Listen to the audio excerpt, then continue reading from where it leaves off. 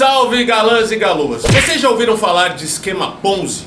Em linhas gerais, é um tipo de golpe no qual se promete retornos de investimentos altos e rápidos, bem acima do que a média padrão dos investimentos concorrentes promete. O truque é usar o dinheiro dos investidores mais recentes para pagar os antigos até o ponto que a pirâmide cai. O nome vem do italiano Carlos Ponzi, um dos maiores trambiqueiros do século XX. Nasceu na Itália em 1882 e em 1903 emigrou para os Estados Unidos. Começou a carreira falsificando cheques e enganando viúvas. Nas décadas seguintes, se envolveu com a máfia e aplicou golpes em milhares de pessoas. Ponzi começou a trabalhar com promessas de retorno 50% a mais em 45 dias ou de 100% em 90 dias. Para os antigos investidores, pagava juros elevados com o dinheiro que ganhava dos recentes. Estava montando o esquema. Em 1920 a casa caiu e foi preso. Foi deportado para a Itália em 1934 e arranjou emprego numa companhia aérea. Nos anos 40 foi transferido, sabe para onde? Pro Brasil! Um tempo depois, e sem um puto no bolso, Ponzi morreu no Rio de Janeiro em 1948, no hospital para indigentes. Não sei se Ponzi antes de morrer criou um infoproduto, seja um curso ou um e-book, mas ele deixou herdeiros aqui no Brasil. Avestruz Master, Boi Gordo, até os criptogolpes como Criptacoin e o Pastor Osório são alguns deles. De todo modo, todos eles são herdeiros espirituais do golpista ítalo-americano.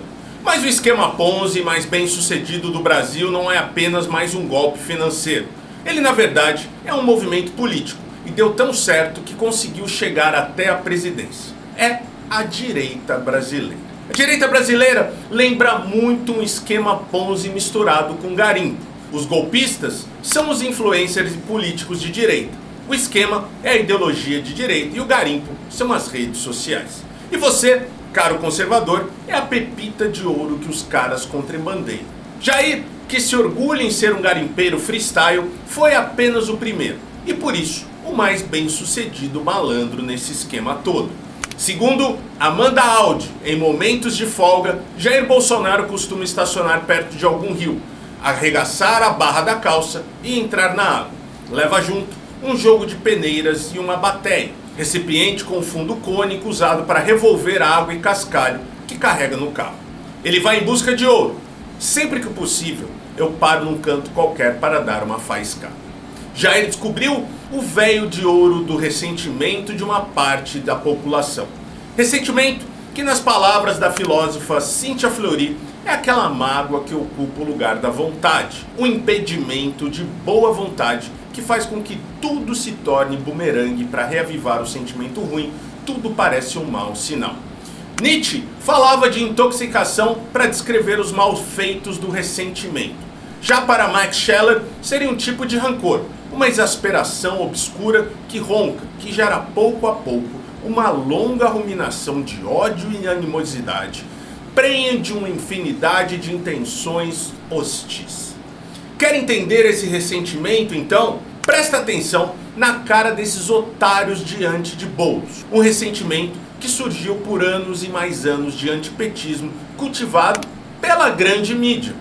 Aqui vota no Bolsonaro, vota no Marçal, tudo que é a favor dos empresários. Se você tiver a oportunidade de dar uma olhada, meu plano de governo tem um projeto chamado Agência Municipal de Crédito, que eu construí dialogando com pequenos empresários da cidade inteira, que é pela primeira vez a prefeitura aparecer não só para cobrar boleto de PTU, de SS, mas a prefeitura aparecer para dar um crédito subsidiado, sem burocracia, né, e poder ter um crédito para a capital de giro. A gente trabalha igual um doido, condenado, faz um monte de imposto para ele, uma coisa, nunca tem ajuda de nada. Mas vamos ter que concordar que todo mundo aí é adulto, e colocar também tudo na conta da influência da mídia é querer fazer dos caras uns menino Ney na andropausa, né? Às vezes o cara é só filho da puta congênito mesmo. Assim como no esquema Ponzi, quem chega primeiro tem vantagem. Jair descobriu e criou o garimpo. Muitos que chegaram depois se deram bem, como seus filhos, ao ponto de ele conseguir eleger até um filho mudo, não praticante, em Santa Catarina, o abortinho.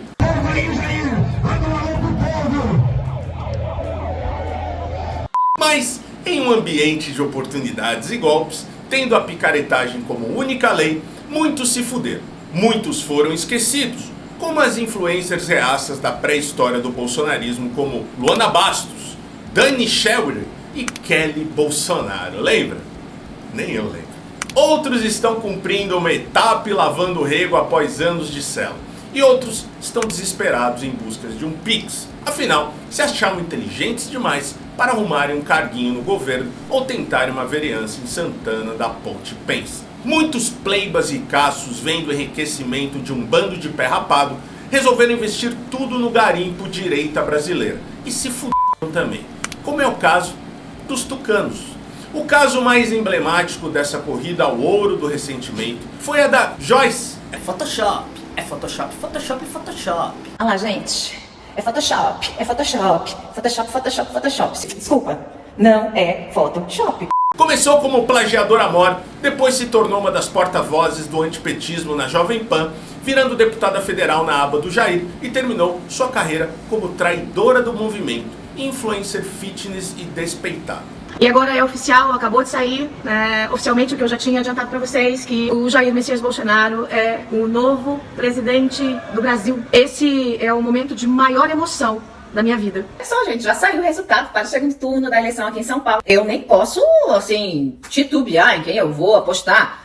Obviamente, Ricardo Nunes, porque todo mundo contra Bolsonaro. Não é porque eu acho Ricardo Nunes grande coisa, eu acho ele um puta de um bunda mole. Porque comigo ele foi um bunda mole. Bastou o Eduardo Bolsonaro fazer "Buh, Ricardo", e ele se tremeu todinho. Esse traço inerente de golpismo é o que faz da extrema-direita brasileira um imã de tanto pilantra. É por ser uma oportunidade de negócios que, por exemplo, Marçal entrou na política de direita e não por ideologia. Para ele, não interessa a verdade ou mentira. Se o que ele fala viraliza, gera cliques e seguidores e, portanto, mais grana, f***se todo o resto. Até mesmo admitir que mentiu faz parte do jogo ganha-ganha do goiano. Você correu assim na maratona do Flamengo? Eu precisava daquela ambulância lá, eles queriam fazer uma cena, esse povo aí. Dava pra ir correndo pro hospital. Não é insuportável. Veja bem esse vídeo. O cara admite a mentira, mas a galera dá risada. Como em todo golpe financeiro, uma parte sabe que é um engodo, uma encenação, mas querem fazer parte do grupo dos espertos, numa mistura de admiração com conivência. Percebam que todo argumento de marçalista termina com Ué, o cara é rico, ele não precisa disso. Ué, se ele é picareta e mentiroso, como ele conseguiu ganhar tanto dinheiro? eu conto ou vocês contam. Como é uma ideologia de resultados e de oportunismo, não esperem coerência, argumentação lógica ou muito apego à própria ideologia que eles próprios vendem. O bolsonarismo não só defende o empreendedor, mas é um empreendedorismo como diria Rodrigo Nunes. O que se acredita vale enquanto rende views e pix. Pegue os casos de Cíntia Chagas e Jojo Todinho. Cíntia, essa espécie de professor Pasquale de catálogo de lingerie da Jequiti, fez uma carreira de influencer reacionária, pregando a submissão das mulheres. A mulher precisa se submeter ao homem, precisa. E quando eu digo se submeter, eu me refiro à ação de deixar o homem ser homem, a ação de não castrar o homem e a ação de ser, sim, em vários momentos, submissa. Mas assim que o marido resolveu agredi-la com uma faca, segundo ela, apelou para os aparatos opressivos, aparatos esquerdistas do Estado malvadão, né? Que esquerdismo é esse, Cíntia?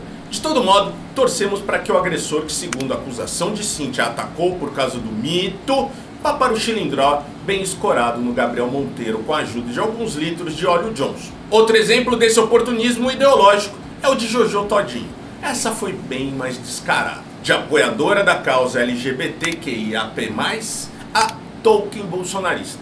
Resolveu apelar para um tipo de charlinismo esquerdista, ou como a direita diz, vitimismo, em uma resposta dirigida a Xuxa. Também não fale de mim, você não calçou meus chinelos de prego.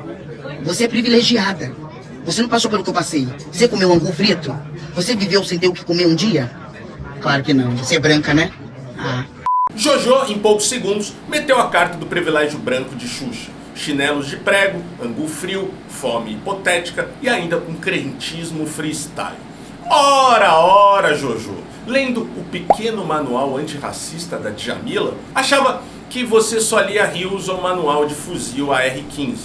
O certo é que, nessa serra pelada ideológica, só sobraram os cheques sem fundo que são utilizados até hoje para comprar sua devoção e voto.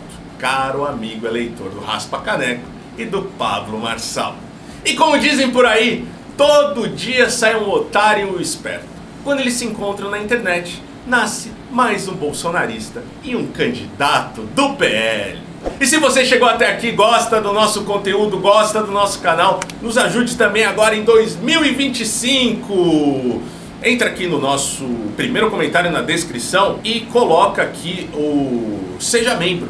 Vire membro do canal, apoie-nos no Apoia-se, manda um pix pra gente de 13º, de começo de ano, de presente de fim de ano. Eu acho que a gente merece, viu?